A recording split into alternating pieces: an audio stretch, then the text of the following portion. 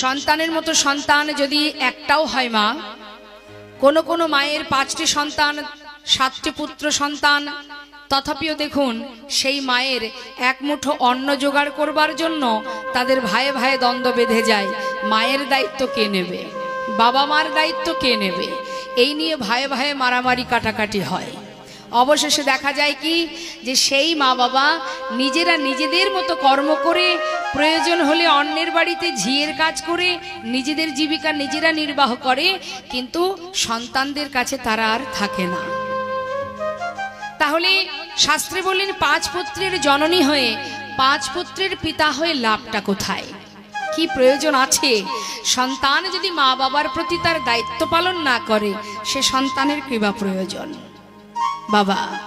আর এমনও সন্তান আছে অনেকের ঘরে, যে ঘরে একটা মাত্র পুত্র সন্তান, যে মা বাবাকে এতটাই ভালোবাসে, যেমন পরিবারকে ভালোবাসে তেমন মা বাবাকেও ভালোবাসে। তাই মহাজন বললেন যে সন্তানের মতো সন্তান একটাই যথেষ্ট। যদি কেউ কৃষ্ণ ভক্ত হতে পারে, যদি কেউ ভগবানকে ভালোবাসতে পারে, তাহলে মা সেই প্রকৃত সন্তান, সুসন্তান। আসুন আমরা আজকে লীলা থেকে অনেক কিছুই জানবো, তার আগে চলে যাব আমরা গৌরচন্দ্রিকা আস্বাদন করতে।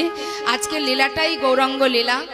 মহাপ্রভুর যত ভক্ত আছে তার মধ্যে যে ভক্তের কথা আজ আমরা শুনব, যার নিবাস অগ্রদ্বীপে, যার নাম গোবিন্দ ঘোষ।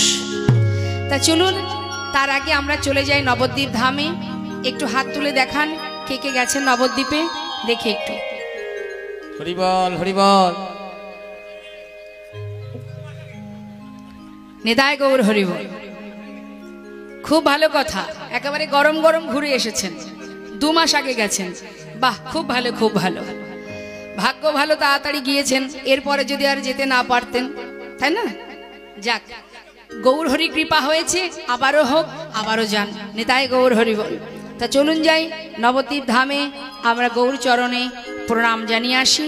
সবাই মিলে উলুধ্বনি হরিধ্বনি করে একবার নিতাই গৌরের জয়ধ্বনি করবেন। হরিবল হরিবল, নিতাই গৌর হরিবল। কলিঘোর তিমির গোরা, শুন জগজন ধর্ম কর্ম রহুদূর। কলিঘোর তিমির, তিমির কথার অর্থ হচ্ছে বাবা অন্ধকার, আর ঘোর কথার অর্থ ঘন। আমাদের এই ঘোর কলিযুগে 84 লক্ষ জনই ভ্রমণ করে যে কৃষ্ণ ভজনের মানব দেহটা আমরা লাভ করেছি, যে কথা বলে এসেছিলাম সে কথা ভুলে গিয়ে, সেই প্রতিশ্রুতির কথা ভুলে গিয়ে আমরা সকলে ভগবানের চরণের দাস না হয়ে সকলে মায়ার দাস হয়ে বসে আছি। বৈষ্ণব মহাজন বললেন, হে কলির জীব, হে কলির কাম অন্ধ জ্ঞান অন্ধ জীব, সময় চলে গেলে আর পাবে না।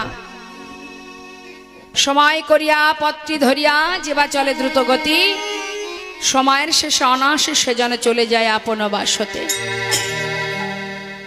এখন আছি, একটু পরে নাও থাকতে পারি। আমরা জানি না আমাদের কতটুকু আয়ু আছে, সময় কতটুকু আছে। হরিবল হরিবল। সময় কারোর বন্ধু নয়, সময় কারোর জন্য অপেক্ষা করবে না। সময়ের কাজ যদি সময় থাকতে না করি, সময় চলে গেলে অসময়ে আর কিছুই হবে না। তাই আমাদের কি করণীয়, কি আমাদের করা উচিত, আর আমরা কি করে চলেছি। শাস্ত্রে বললেন, তুম কাহা সে আয়ে হো আর যাओगी কাহা, ইতনা দিল বিচার লো বাস হো গয়া ভজন। কি তোমার কর্তব্য, কি তোমার পরিচয়, তোমার আসল ঠিকানা কোথায়, তুমি যাবে কোথায়, জানা আছে কি মা? কোথায় আপনাদের ঠিকানা বলতে পারবেন? বাড়ি কোথায় আপনার? ও মা আমার দিকে তাকান। আচ্ছা আপনি বলুন, আপনার বাড়ি কোথায়? হ্যাঁ, অশ্বিনীপুর, হুগলি জেলা, কানাইপুরে। আচ্ছা, তাহলে আপনার বাড়ি কানাইপুর, মানে আপনার ঠিকানা কানাইপুর, তাই তো? বর্তমান ঠিকানা, তাই তো? হ্যাঁ। এর আগে আপনি কোথায় ছিলেন? এখানেই তো লুকিয়ে আছে বাবা। আমরা যে জ্ঞান অন্ধ জীব, আমরা যে সকলেই অজ্ঞানতার অন্ধকারে ডুবে আছি, এটাই তার প্রমাণ। কত বোকা দেখুন আমরা। কেউ যদি ঠিকানা জিজ্ঞাসা করে, আমরা সঙ্গে সঙ্গে আমাদের যা যা প্রমাণপত্র আছে আধার কার্ড দেখিয়ে দিই, এই দেখুন আমার ঠিকানা। তাই তো মা?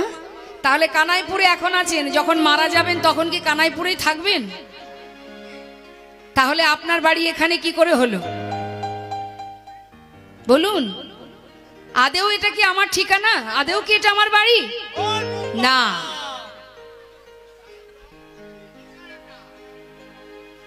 বৈষ্ণব মহাজন বললেন, তুম কাহা সে আয়ে হো আর যাওগি কাহা? তুমি কোথা থেকে এসেছো আর কোথায় যাবে? এটা একবার নিজেকে জিজ্ঞাসা করেছো কখনো? নিজেকে প্রশ্ন করেছো কখনো যে আমি কে? আমি যখন এসেছিলাম এই পৃথিবীতে কোথা থেকে এসেছি, আবার যখন চলে যাব কোথায় যাব? এই প্রশ্নটা নিজেকে জিজ্ঞাসা করো। যখন তুমি নিজেকে জিজ্ঞাসা করবে তখনই তুমি খুঁজে পাবে যে কি তোমার করণীয় আর তুমি কি করছো। নিতাই গৌর হরি বল। সংসার জীবনে যা কিছু করছি এগুলো অনিত্য বাবা, নিত্য নয়। কিছুদিনের জন্য যাত্রা মঞ্চে অভিনয় করছি। এই সংসারে ছেলে মেয়ে আত্মীয় পরিজন সবই অভিনয় মঞ্চে আছে। অভিনয়ের মধ্যে আমরা ডুবে আছি। কখনো কারোর কন্যা, কখনো কারোর স্ত্রী, কখনো কারোর মা, চলছে অভিনয়। কিন্তু এটা তো তোমার আসল কাজ নয়, আসল ঠিকানা তোমার এটা নয়, আসল কর্ম তোমার এটা নয়। হয়তো আপনারা বলবেন যে তাহলে কি সংসার করব না? নিশ্চয়ই করবেন, সেটা আপনার কর্তব্য, আপনার দায়িত্ব, আপনি পালন করবেন। কিন্তু নিজের কিছু কাজ আছে।